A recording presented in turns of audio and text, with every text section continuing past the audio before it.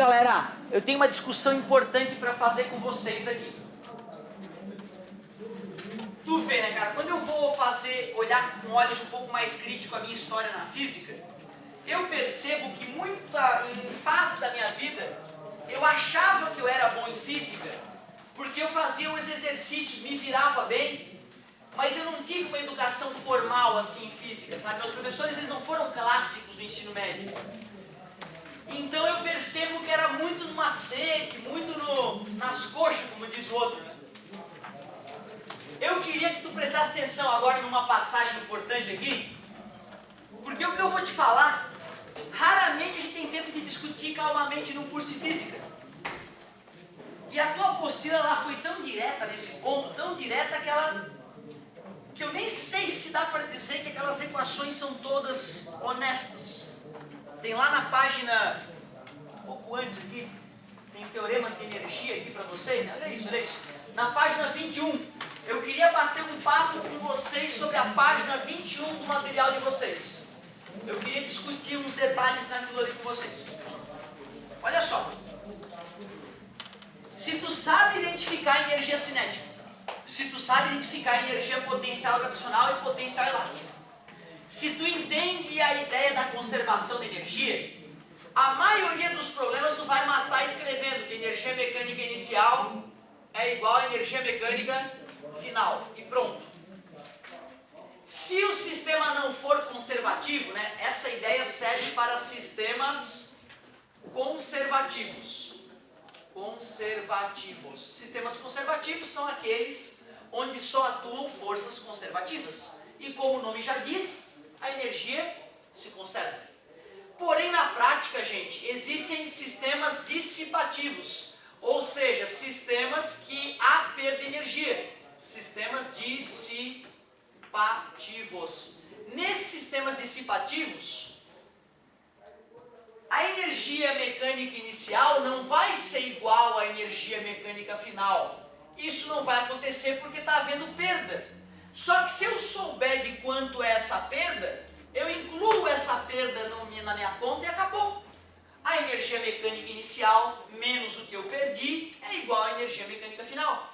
No dia a dia das pessoas, o dinheiro que eu tenho na minha carteira menos o que eu perdi é o quanto sobrou na minha carteira. Simples assim. Eu sabendo disso matava a grande imensa maioria das questões, sem precisar de teoremas mais rebuscados. Só que se a questão for mais teórica, ou se a questão quisesse me ferrar, eu estaria na mão do elaborador do vestibular. Eu não queria que vocês ficassem que nem eu ao Léo. Eu gostaria que vocês soubessem um pouco melhor o que estão fazendo. Então tem 3 teoremas de trabalho e energia importantes para a gente discutir aqui. Vê se tu aceita o que eu vou dizer. Um cara estava lá numa superfície sem atrito, ou com atrito, não importa. Eu fui lá e apliquei uma força nesse indivíduo. Esse cara já tinha velocidade. Ele tem uma certa massa. Eu apliquei uma força resultante nesse indivíduo. Esse cara embalou durante uma certa distância e adquiriu uma nova velocidade V. Vocês aceitam que pela cinemática que foi estudada, eu poderia aplicar a equação de Torricelli nesse sujeito? Para relacionar a velocidade antes, a velocidade depois, a distância que ele andou com a sua aceleração? Ainda mais que não falou em tempo, né? Se não fala em tempo, a gente sempre corre para a equação de Torricelli. Tu aceitas que eu posso pegar uma equação e multiplicar ambos os lados dela pelo número que me vier na mente? Eu não aceitava isso quando eu tinha a tua idade. Não aceitava, não sei, tem algum problema na minha mente que eu não sabia. Eu não entendia que se é igual e eu multiplico os dois lados pelo mesmo número, continua igual. Quando o professor falava multiplicar ambos os lados por 5, eu já ficava puto. Eu falava de multiplica por 0 e vai-te embora. Porque eu achava ilegal isso, tu pega o número do além e multiplica.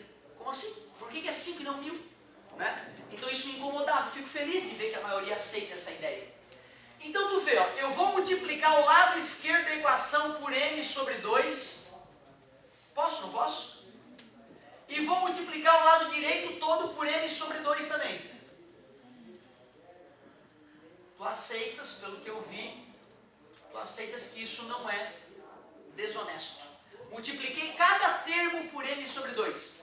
Mas peraí, o que é mv ao quadrado sobre 2? Oh meu Deus, energia cinética.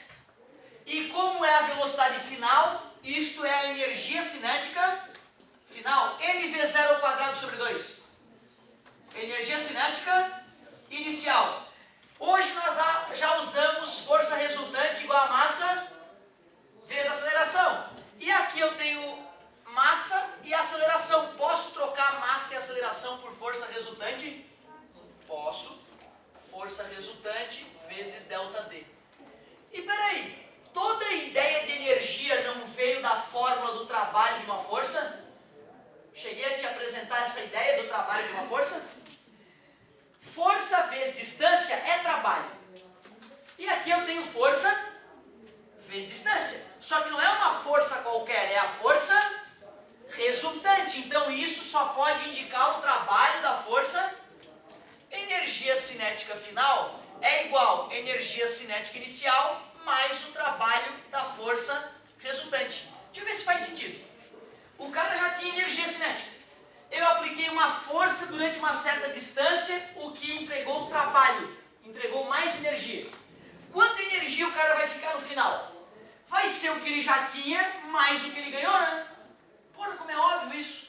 Mais passa para o outro lado menos, só para ficar bonito. E quando a gente faz a coisa no fim, menos a coisa no início, a gente chama de quê na física? De variação. Então tu vê, ó, através da fórmula de Torricelli, da segunda lei de Newton e da ideia de trabalho, eu te mostrei que o trabalho da força resultante é a variação da energia cinética. Esse teorema, pelo que eu lembro, a tua apostila trouxe desse jeitinho mesmo. Não, ele não colocou FR. Tasca o FR ali embaixo. Desta maneira como está escrito, não está honesto, infelizmente. Porque o cara vai lá e te pergunta, calcule o trabalho da força e calcule o trabalho da força resultante, são coisas distintas, tá? Bota o FR ali que senão não fica honesto. Esse teorema é chamado de teorema da energia cinética. Para os mais íntimos é o TEC. Teorema da energia cinética. Esse teorema eu ganhei, vou te confessar. Esse teorema eu ganhei lá no primeiro ano do ensino médio, depois no terceirão de novo. Então eu sabia usar o TEC quando era necessário. Embora, como eu já te avisei, não é obrigatório, tá? Tu pode não usar o teorema da energia cinética e resolver o problema por essa equação aqui, ó. Não tem problema algum. Uma coisa não anula a outra. Mas olha só o que me incomodou. Me incomodou durante muitos anos. E tu vê, né, cara? Por que o senhor já não me discutiu isso na primeira vez, né, cara? Eu fico puto.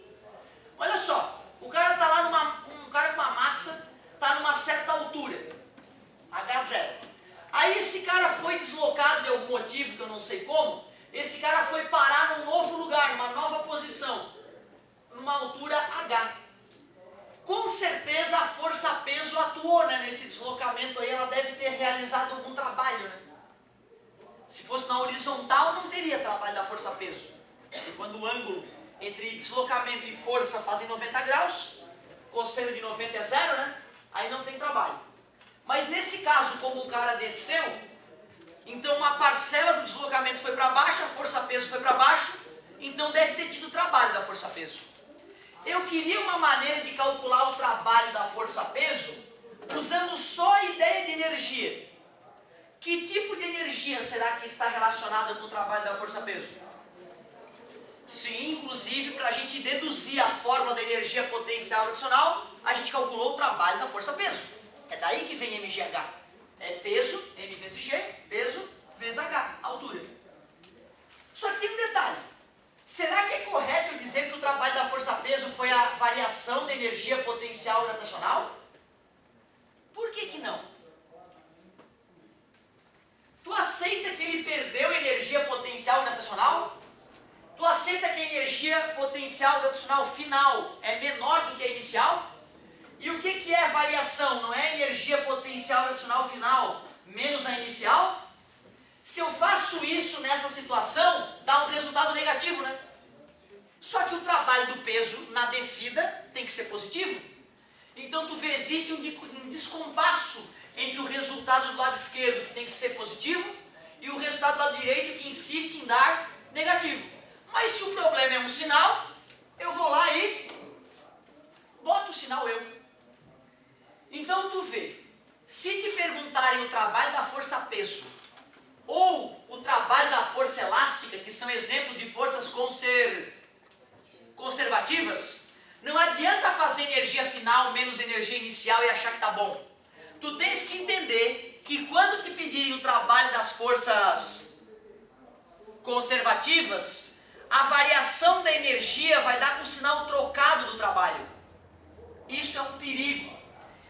Ou seja, se eu quiser um teorema para calcular o trabalho das forças conservativas, não é a variação da energia cinética, é a variação das energias potenciais. Só que tem que ter um menos ali, cara, senão não dá. Se não tiver um menos ali, dá merda, cara. Anota esse teorema pela madrugada, que eu não vi esse teorema na tua apostila. Ele é chamado de teorema das forças conservativas. Teorema das forças conservativas. Eu não te provei ele, tá? Eu só usei a tua intuição para tu perceber que aquele menos é indispensável. Vou botar o título dele aqui. Teorema das forças conservativas.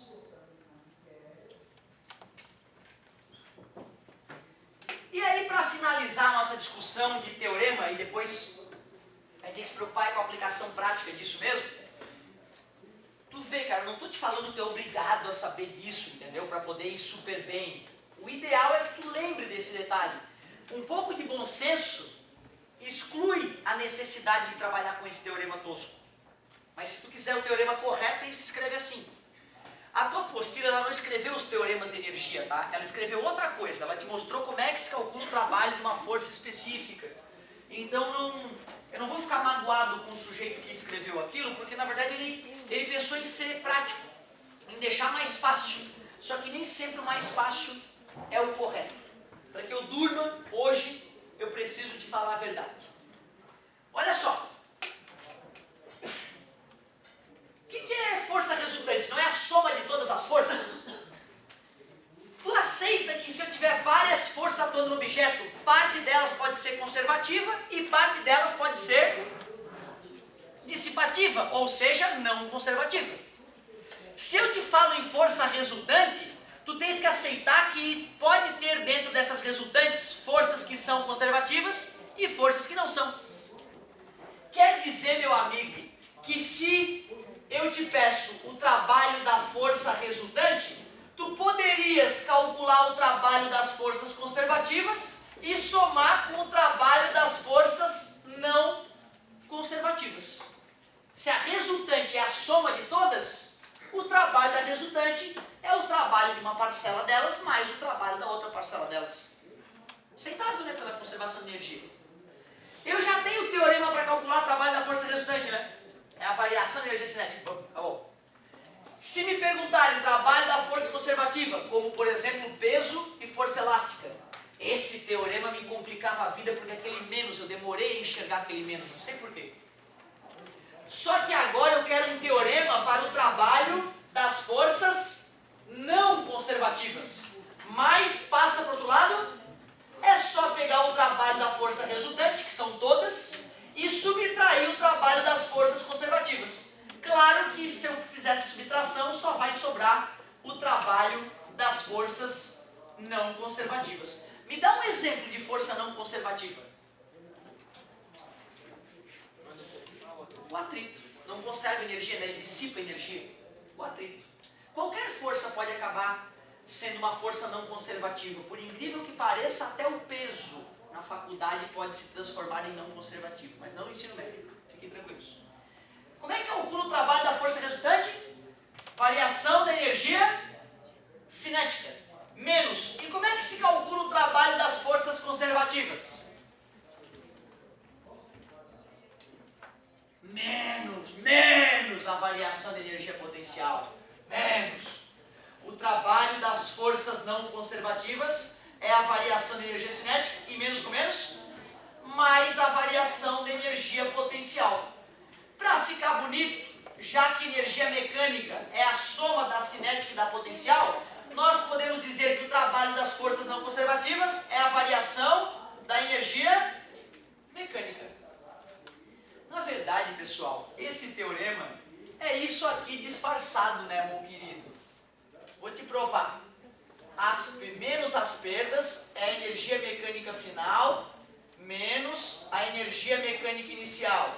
Menos as perdas é a variação da energia mecânica. Menos porque eu já sabia que era perda, né? Aí eu fui lá e coloquei o menos. Quando tu calcula o trabalho das forças não conservativas, a energia mecânica final vai dar menor do que a inicial, já que houve perda. Então, esse teorema não vem com menos, mas a resposta vai dar negativa. Certo? Então tu vê, graças ao meu bom senso, eu não precisei de teoremas. Mas se a questão fosse mais teórica, mais amarradinha, eu não teria teoria suficiente para matar as questões. Se aquele lá era o teorema das forças conservativas, esse aqui é o teorema das forças não conservativas ou dissipativas. Teorema das forças não conservativas. Forças não conservativas é o mesmo que dizer forças dissipativas. Maior exemplo, o atrito. Resumindo, calcule o trabalho da força de atrito. Esse teorema é muito bem-vindo. Pode usar o teorema, que a resposta que tu encontrar aqui vai ser o trabalho da força de atrito. Então tu vê, né, cara, tá bem diferente, eu acho, do que a apostila acabou trazendo. Energia potencial elástica, o trabalho é a variação de energia potencial. Ele não falou, né, que final menos inicial tinha que ter o negativo na frente. Realmente a apostila não colocou o negativo ali. Mas é só dar um tapinha ali na apostila, né, que ela já fica honesta, não tem perigo. Não tem perigo, meu querido. Será que não tem ninguém para te fechar com chave de ouro, fazer uma de energia aí? Alguém que tentou fazer uma de energia e não rolou? Depois desse mais esse bate-papo dá para fazer, hein? Temos 6 minutos para fazer a questão. Vou criar uma então, hein? Vou criar uma satânica então.